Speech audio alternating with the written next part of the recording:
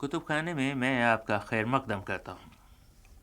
اس programme میں آج بھی ہم اردو کی ان 1 صدی پرانی کتابوں کا مطالعہ کر رہے ہیں جو یہاں لندن میں محفوظ ہیں۔ ان میں دوسرے تمام موضوعات کے ساتھ ساتھ سوانح کی بعض بہت دلچسپ کتابیں نظر آتی ہیں۔ بیشتر کتابوں میں نامور بادشاہوں، شاعروں، مفکروں اور خصوصاً اولیاء کے حالات زندگی ہیں، لیکن کچھ ایسے لوگوں کا تذکرہ بھی ہے جنہوں نے جیتے دی بڑا نام پایا، بڑے بڑے کام انجام دیے، لیکن کچھ عرصے کے بعد لوگ انہیں بھول گئے۔ چنانچہ آج ہم نے اپنے مطالعے کے لیے ایک ایسی ہی لیکن بہت دلچسپ شخصیت کا انتخاب کیا ہے۔ آج ہم جو کتاب پڑھ رہے ہیں اس کا نام ہے جامع فتح خانی۔ 92 صفحات کی یہ کتاب آج سے تقریباً 133 سال پہلے دہلی اردو اخبار پریس میں چھپی تھی۔ جامع فتح خانی اس وقت کے ضلع مظفر نگر کے ڈپٹی کلکٹر نصر اللہ خان خیشگی نے لکھی تھی اور غالباً فارسی میں لکھی تھی۔ بعد میں پنڈت دیا ناتھ دہلوی نے اس کا اردو میں ترجمہ کیا۔ جامع فتح خانی میں مصنف نے اپنے ماموں فتح خان کی زندگی کے حالات لکھے ہیں۔ فتح خان مرحوم کا پیشہ سپہ گری تھا، مگر اتفاقات نے انہیں تحصیلدار بنا دیا، اور اس تحصیلداری میں انہوں نے وہ نام پایا کہ حکومت نے ان پر انعام و اکرام کی بارش کر دی۔ آئیے جامع فتح خانی کا سرسری مطالعہ کریں اور دیکھیں کہ اس کوچہ زیست میں رات دن جو آمد و رفت جاری ہے اس میں کیسے کیسے نیک سیرت اور پاک دینت لوگ آئے اور آ کر چلے گئے۔ 133 سال پرانی اس کتاب میں نصر اللہ خان خیشگی لکھتے ہیں: فتح خان 17 ربیع الاول 1193 ہجری کو خرجے میں پیدا ہوئے۔ نوعمری میں انہوں نے نظم و نثر و خوشنویسی اور فصاحت کلام اور سپاہ گری کا علم حاصل کیا۔ 18 سال کی عمر میں روزگار کے لیے خلجے سے نکلے، پہلے نیل کے ایک کارخانے کی اور پھر راجہ صاحب کوٹا کی نوکری کی۔ اس کے بعد مہاراجہ جسونت رائے ہولکر کی راہ روک کر کہا کہ ہم پٹھان خلجے کے ہیں، حضور کی ملازمت کے واسطے آئے ہیں۔ چنانچہ مہاراجہ نے اپنے لشکر خاص میں ملازم رکھ لیا، لیکن یہاں سے بھی بدل ہو گئے اور جے پور پہنچے اور وہاں مولانا فخر الدین دہلوی چشتی کے خلیفہ حضرت مولانا ضیاء الدین صاحب کی زیارت کا ارادہ کیا۔ اتفاقاً اس وقت حضرت مولانا کے ہاں محفل سما منعقد تھی۔ دربانوں نے اندر جانے سے روکا، مگر خان صاحب یہ کہہ کر کہ ہم بھی حضرت کے خادم ہیں اندر چلے گئے۔ دیکھا کہ درویش حاضرین محفل وجد کی حالت میں جوشاں و خروشاں ہیں۔ ناگاہ مولانا صاحب نے کنکھیوں سے خان صاحب کو دیکھا، مگر خان صاحب اس ایک نگاہ کی تاب نہ لا سکے اور بے خود ہو کر وہاں سے بھاگے اور گرتے پڑتے باہر پہنچے۔ کچھ عرصے بعد لاہور گئے اور مہاراجہ رنجیت سنگھ کے لشکر میں ملازم ہوئے، مگر 1 سال بعد پھر خلجے آ گئے اور 9 سال تک وہیں رہے۔ مسٹر جیمز اسکنر صاحب کرنیل بہادر نے ان کی بیکاری کا حال سن کر انہیں طلب کیا اور فوج میں ملازم رکھ لیا۔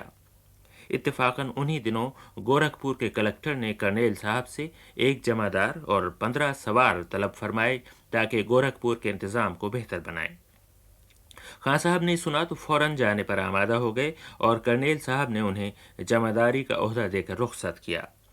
جانے سے پہلے والدین کی زیارت کے لیے خلجا گئے۔ جب گورکھپور کے لیے روانہ ہونے لگے تو والد صاحب نے وصیت کی کہ اس ملک میں کیلا بہت ہوتا ہے اور اس کے کھانے سے امراض باردہ پیدا ہوتے ہیں، وہ کیلا ہرگز نہ کھانا۔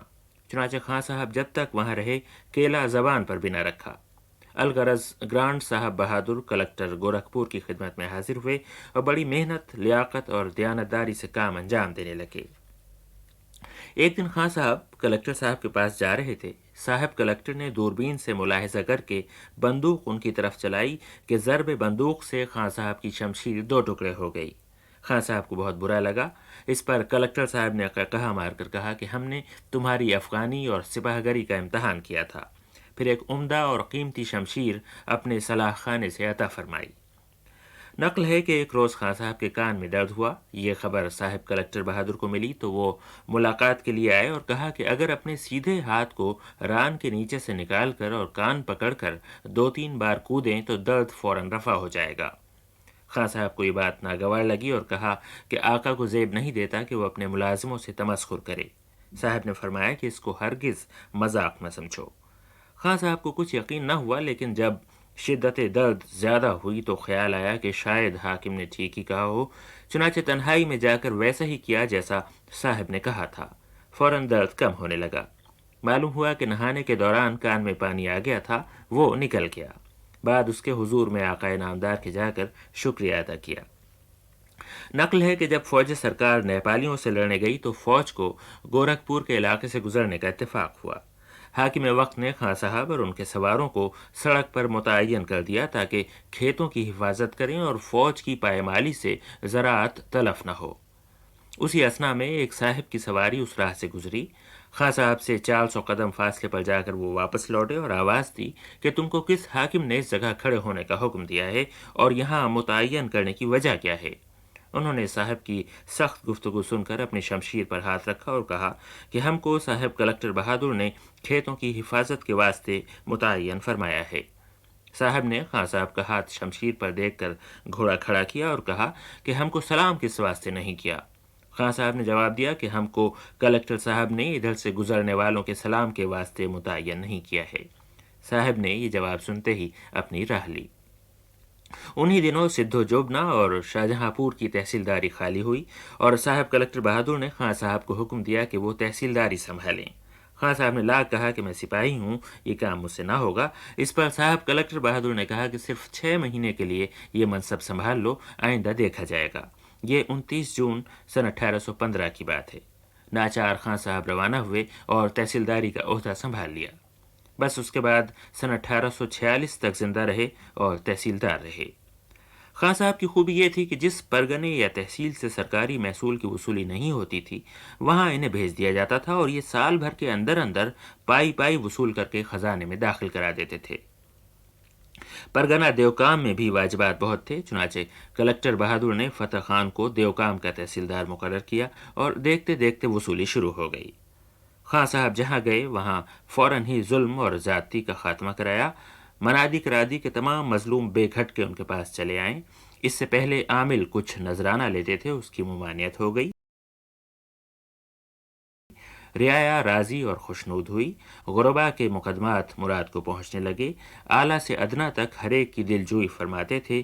کچہری میں عوام کو داخلے کی اجازت تھی۔ فقیروں کو اپنی استطاعت سے زیادہ دیتے تھے۔ کسی باقیدار کو مفلوک پاتے تو اپنے پاس سے اس کے واجبات ادا کرتے، بلکہ کچھ وظیفہ اس کا مقرر کرتے تھے۔ ہر مقدمے میں نفس نفیس توجہ فرماتے، اہل مقدمہ سے ناراض نہ ہوتے، بہادر تھے، کسی سے ڈرتے نہ تھے، سخن ملائم کرتے تھے، تحمل مزاج میں ازبس تھا۔ ہر معاملے میں اصل معاملے کی تہ کو پہنچنے کے بعد آخر میں حکم سناتے تھے۔ مزدوری دیے بغیر کسی سے اپنا کام نہ لیتے تھے، کوئی چیز قرض نہیں خریدتے تھے، کسی کے سلام کے منتظر نہیں رہتے تھے بلکہ خود سبقت کرتے تھے۔ خادم حاضر نہ ہوتا تو سارے کام خود کرتے، کسی کو سخت سزا نہ دیتے، کسی کو گالی نہ دیتے، اپنے ہاتھ سے کسی کو نہ مارتے، کسی نادہند کو قید کرتے تو دونوں وقت اس کو طلب کر کے نصیحت کرتے اور اسے رقم ادا کرنے پر آمادہ کر لیتے۔ تمام زمیندار ان کے حسن سلوک سے راضی و شاکر ہوئے۔ راجاؤں اور رئیسوں نے حاضر ہو کر دام دام ادا کیا۔ اس طرح جب زر کثیر خزانے میں پہنچنا شروع ہوا تو حکومت نے انہیں ہر بار 800 روپے انعام دیا۔ اسی اثنا میں پرگنہ نظام آباد ضلع اعظم گڑھ میں بے انتظامی کی خبر حاکم کو پہنچی۔ اس نے خان صاحب کو وہاں کی تحصیلداری سونپی اور خان صاحب نے اس پرگنے سے پائی پائی وصول کر کے خزانہ عامرہ میں داخل کر دی۔ اس کے ساتھ ہی خان صاحب کو ہر سال بھاری انعام ملتا رہا۔ تنخواہ سے وہ اپنا خرچ چلاتے تھے اور انعام کی رقم وطن بھیجتے تھے تاکہ وہاں جو لوگ مستحق ہیں ان کا گزارا ہو۔ سن 1845 میں انہیں جگر کی تکلیف ہوئی۔ ڈاکٹروں حکیموں نے علاج میں کوئی کسر اٹھا نہ رکھی مگر کچھ فائدہ نہ ہوا۔ چنانچہ ریٹائرمنٹ کی درخواست دی۔ جس روز یہ درخواست منظور ہوئی اگلی صبح خان صاحب نے کچہری میں اجلاس فرمایا۔ تمام عمال، جمعدار، زمیندار اور رؤسا شہر اور پرگنے کے حاضر ہوئے۔ خان صاحب نے ترک منصب کیا اور رونے لگے۔ یہ دیکھ کر سب نے گریہ کیا اور اشک حسرت کو آنکھوں سے گرایا۔ ادھر مرض بڑھتا گیا۔ 8 نومبر 1846 کو حافظ عبداللہ خان نے سورہ یاسین پڑھی کہ طائر روح نے خلد بری کو پرواز کیا۔ جس وقت یہ خبر شہر میں پہنچی ہزاروں لوگ وہاں پہنچنے لگے۔ جنازہ نکلا تو ہر خانہ و کوچہ سے زن و مرد روتے تھے۔ میت قبرستان پہنچی تو 2 گورکن باہم لڑنے لگے۔ ایک کہتا تھا قبر اس حضرت کی میں کھودوں گا، دوسرا کہتا تھا تجھ کو ہرگز نہ کھودنے دوں گا۔ اس سے پوچھا گیا کہ دوسرے کو کیوں منع کرتے ہو تو اس نے کہا کہ یہ شراب نوش ہے اور خان صاحب بزرگ پادشاہ تھے، میں ہرگز اس کو قبر کے پاس نہ آنے دوں گا۔ اور اسی پر آج کا یہ مطالعہ ختم ہوا۔ اب مجھے اجازت دیجیے، شب بخیر۔